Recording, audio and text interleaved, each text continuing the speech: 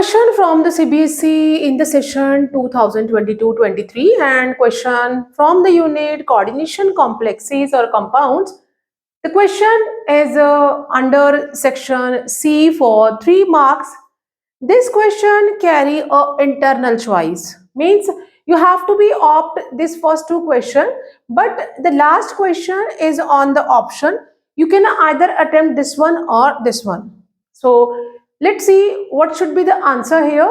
Explain the hybridization in FeCN6, means यहाँ पे जो cyanide molecules के 6 molecules present है and on the basis of balance bond theory. We read about the Werner theory, balance bond theory, crystal field theory. According to balance bond theory, what it says, hybridization, क्योंकि यहाँ पे ये जो total number of ligand है coordination number 6 है, तो it is a octahedral complex showing either D2sp3 or sp3d2, but have to be explained how it is showing. तो let's see कि हमारा मीन्स जो क्वेश्चन है उसमें ए पार्ट जो हमारा कोऑर्डिनेशन कॉम्प्लेक्स है दैट इज आयन है CN6 एंड ओवरऑल चार्ज -3. अगर हमें जब भी हम किसी भी क्वेश्चन को इस तरह के कोऑर्डिनेशन कॉम्प्लेक्स को सॉल्व करेंगे, we have to first find out the oxidation number. तो हमें पता नहीं है, साइनाइड पे -1 का चार्ज होता है, टोटल 6 यहाँ पे मॉलिक्यूल्स है and overall we are having -3. x equal to -3 + 6 which shows कि यहाँ पे जो आयरन है वो +3 ऑक्सीडेशन स्टेट पे अवेलेबल है. नाउ अगर ये +3 ऑक्सीडेशन स्टेट पे अवेलेबल है तो what would be the electronic configuration, that is the iron. Iron का एटॉमिक नंबर भी हमें प्रोवाइडेड है, दैट इज 26 गिवन है. वैसे नॉर्मली हमें याद होना चाहिए कि 26 है. ग्राउंड स्टेट पे जो इलेक्ट्रॉनिक कन्फिगरेशन है वो आर्गन 4s2 एंड 3d6 है.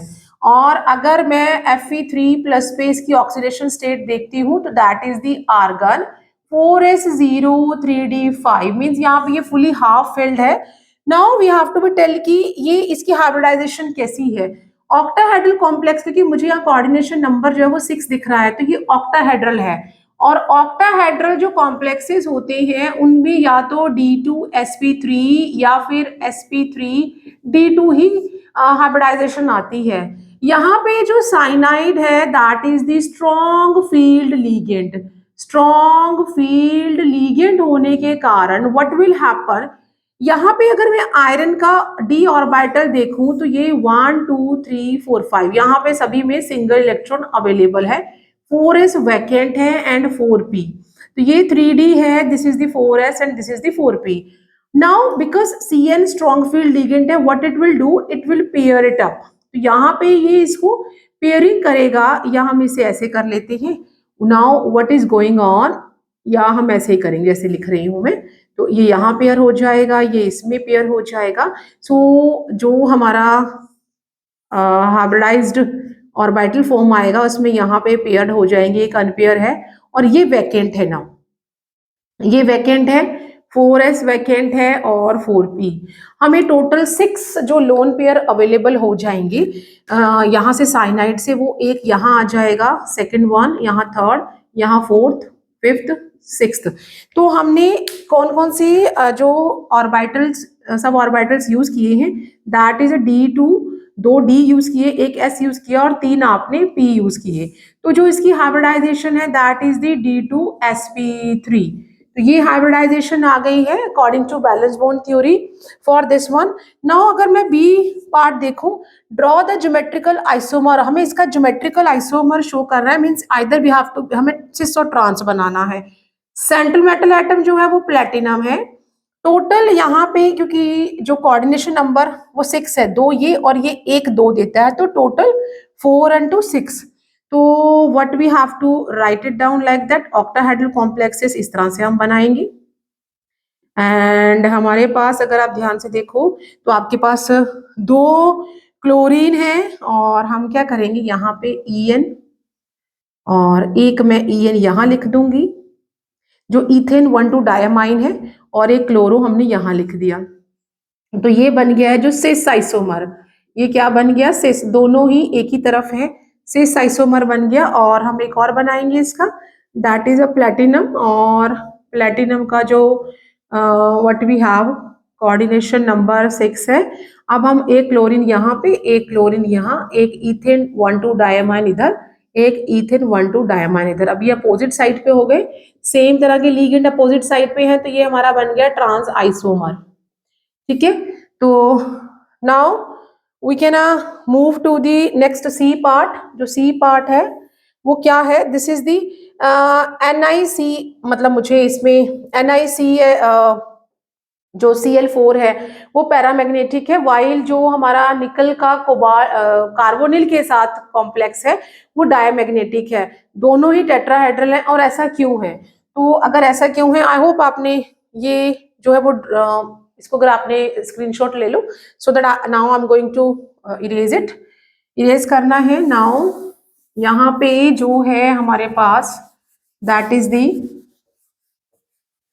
जो कोऑर्डिनेशन कॉम्प्लेक्स निकल का क्लोरीन के साथ है, दैट इज दी कैसा है वो, दैट इज पैरामैग्नेटिक है।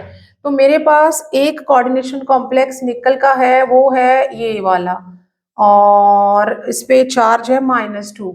दूसरा जो कॉम्प्लेक्स है वो है मेरा निकल के साथ कोबाल्ट का, और इस पे कोई चार्ज नहीं है। निकल का जो एटॉमिक नंबर होता है वो 28 होता है। इलेक्ट्रॉनिक कन्फिग्रेशन जो है वो आर्गन 4s2 3d8 होती है ग्राउंड स्टेट पे। अगर मैं इस वाले कॉम्प्लेक्स पे इसमें इसका ऑक्सीडेशन नंबर देखूं तो दैट इज इक्वल टू +2। यहाँ इस कॉम्प्लेक्स में ये +2 ऑक्सीडेशन स्टेट पे अवेलेबल है, और यहाँ पे जो निकल है वो 0 ऑक्सीडेशन स्टेट पे, क्योंकि जो कार्बोनिल है उसका जो मीन्स चार्ज होता है वो 0 होता है। तो यहाँ पे इस कोऑर्डिनेशन कॉम्प्लेक्स में 0 ऑक्सीडेशन स्टेट अवेलेबल है, और इस वाले में +2 ऑक्सीडेशन स्टेट अवेलेबल है। अगर +2 है निकल को, अगर मैं +2 बनाऊं तो दैट विल बी आर्गन, और दोनों इलेक्ट्रॉन 4s से चले जाएंगे, और 3d8 ऑर्बिटल जो d ऑर्बिटल है वो किस तरह से हो जाएगा, दिस इज हैविंग अ 1 2 3 4 5 6 7 8। दो यहाँ पे हमारे पास कैसे हैं, अनपेयर इलेक्ट्रॉन अवेलेबल है, तो हम n = 2 लिख देंगे। जो क्लोरीन है वो कैसा है, this is the weak field ligand है, तो इसके पास इतनी कैपेसिटी नहीं है कि ये जो अनपेयर इलेक्ट्रॉन है इनको पेयर अप कर सके। तो लेकिन मुझे 4 लोन पेयर मिलेंगे क्लोरीन एटम से, तो हमने क्या करना है, ये जो d ऑर्बिटल है इसे तो हम इस तरह से ही बना देंगे, इसमें 1 2 और ये हम ऐसे बना रहे हैं, यहाँ तक पेयरिंग है 4s और 4p। तो यहाँ पे एक लोन पेयर आ जाएगा, दूसरा आ जाएगा, third and fourth, 4 lone pair chlorine से आ गए। तो कौन सी हाइब्रिडाइजेशन यूज हुई है, sp3। टेट्राहेड्रल है तो sp3 आएगा, बट यहाँ पे 2 अनपेयर इलेक्ट्रॉन है। अगर हम इसकी निकल की बात करें, जब उसकी ऑक्सीडेशन स्टेट 0 है तो इसकी इलेक्ट्रॉनिक कन्फिग्रेशन क्या होगी यहाँ पे, that is equal to argon 4s2 3d8। और आप अगर इसको यहाँ पे इस तरह से ड्रॉ करेंगे हम लोग 1 2 3 4 5 1 2 3 4 5 6 7 8, और 4s में भी जो है वो 2 इलेक्ट्रॉन अवेलेबल है, और जो 4p है वो तो वैकेंट है। ये 3d है, this is the 4s and this is the 4p। अभी जो हमारा कार्बोनिल है वो कैसा है, स्ट्रॉन्ग फील्ड लीगेंड है, इसके पास इतनी कैपेसिटी है कि ये इनको पेयरिंग कर दे, इन दोनों को ये पेयर करेगा, और ये यहाँ चले जाएंगे, and what we will get, यहाँ पे जो 1 2 3 4 5 यहाँ सारे जो हैं वो पेयर्ड हो जाएंगे 1 2 3 4 5, और 4s अवेलेबल है और 4p अवेलेबल है। लोन पेयर 4 आएंगे कार्बोनिल के, जो एक यहाँ पे, दूसरा और थर्ड और फोर्थ यहाँ आ जाएगा। अब यहाँ पे जो n है वो 0 है, कोई भी अनपेयर इलेक्ट्रॉन नहीं है। As we know that there is a small energy gap between 4s and 3d, तो 4s वालों को वो इजिली यहाँ पे मूव आउट कर देगा, अनपेयर इलेक्ट्रॉन नहीं है, इसीलिए ये कॉम्प्लेक्स कैसा हो जाएगा, डायामैग्नेटिक हो जाएगा, क्योंकि यहाँ पे कोई भी अनपेयर इलेक्ट्रॉन नहीं है। Diamagnetic due to absence of unpair electron. यहाँ पे कोई भी अनपेयर इलेक्ट्रॉन नहीं है, यहाँ पे n कितने हैं, 2 है। So number of unpair electron, unpaired electrons कितने हैं, 2 हैं। Unpair electrons equal to 2, hence ये कैसा हो जाएगा, हेंस इट इज पैरामैग्नेटिक। यही रीजन है कि दोनों ही टेट्राहेड्रल हैं, दोनों में हाइब्रिडाइजेशन sp3 ये s और p3 दोनों के हाइब्रिडाइजेशन सेम है, दोनों में मींस जो व्हाट वी कैन से यहाँ पे वीक फील्ड लिगेंड है, यहाँ पे स्ट्रॉन्ग फील्ड लिगेंड है, तो ये पैरामैग्नेटिक हो जाएगा और ये डायमैग्नेटिक हो जाएगा।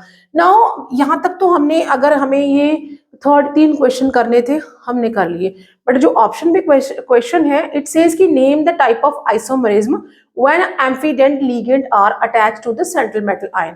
जब भी हमारा एम्फीडेंट लिगेंड अटैच होता है तो हमें क्या मिलता है, लिंकेज आइसोमर। क्या होगा, ये जो ऑप्शन पे है जो और है that is the linkage isomer, linkage isomerism shown by the presence of amphidentate ligand। ठीक है, और आपको बोला है कि आपने एक साथ में गिवन एग्जांपल ऑफ एम्फीडेंटेट लिगेंड, तो हम यहाँ पे थायोसाइनाइड का एग्जांपल दे देते हैं, थायोसाइनेट आयन का एग्जांपल देते हैं, दैट इज दी NCS।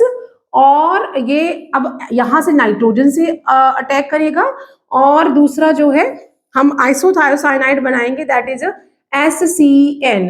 तो यहाँ पे ये अटैक करेगा, यहाँ से ये लिंकिंग करने वाला है, लिंकिंग एटम है, और इस केस में ये लिंकिंग एटम है। ठीक है, तो यहाँ पे थायोसाइनाइड को और आइसोथायोसाइनाइड यहाँ पे नाइट्रोजन से लिंक करेगा, यहाँ पे सल्फर से जो है वो मेटल, सेंट्रल मेटल एटम से अटैच करेगा। तो हम इसको सेंट्रल मेटल एटम के साथ बना भी देते हैं, यहाँ पे ये इससे करेगा और यहाँ पे ये इससे करेगा।